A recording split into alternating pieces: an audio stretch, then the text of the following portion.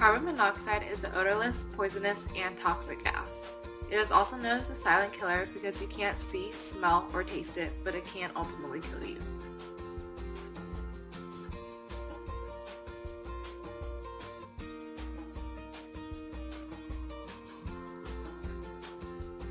It is also an outdoor pollutant. It comes from many outdoor sources, but mostly from industries and vehicle exhaust.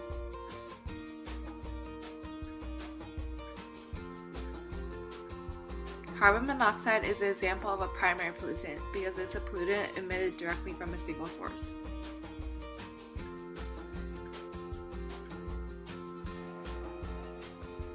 Secondary pollutants are gases that are not emitted directly. Carbon monoxide does not necessarily lead to any secondary pollutants, but it does mix with other harmful atmospheric gases.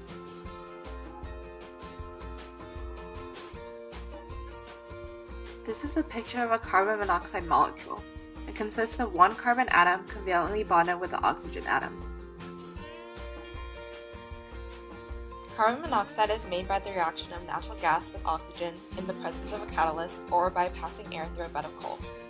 It also can be used as a reducing agent.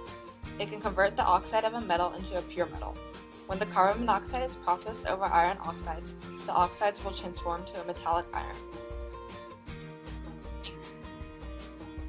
Major sources include motor vehicle exhaust, burning the forest and grasslands, smokestacks of fossil fuel, tobacco smoke, open fires, and inefficient stoves used for cooking.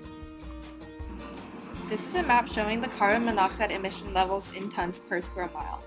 95% of the emissions come from vehicle exhaust in cities, and 60% come from the vehicle exhaust nationwide.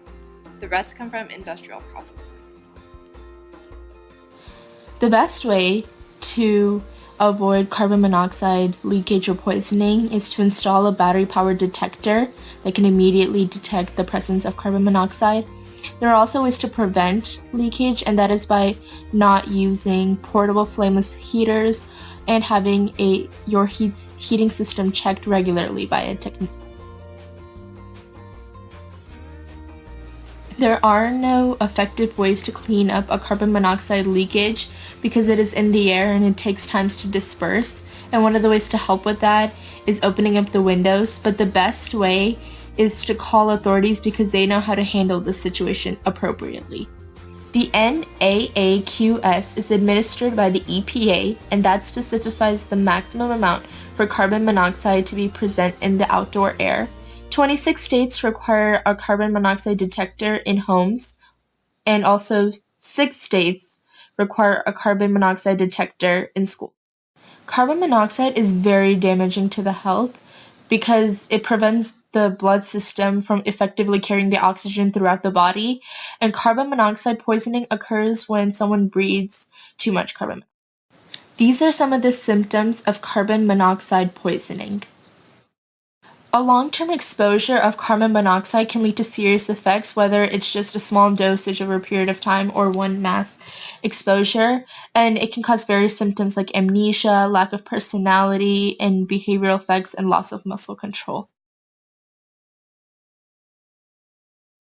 In order to treat someone who has suffered from carbon monoxide poisoning, first immediately remove them and their relatives or friends from the source of the poisoning, and then the patient is either placed in a hyperbaric oxygen chamber or 100% pure oxygen is administered. Make sure that they go to the hospital immediately.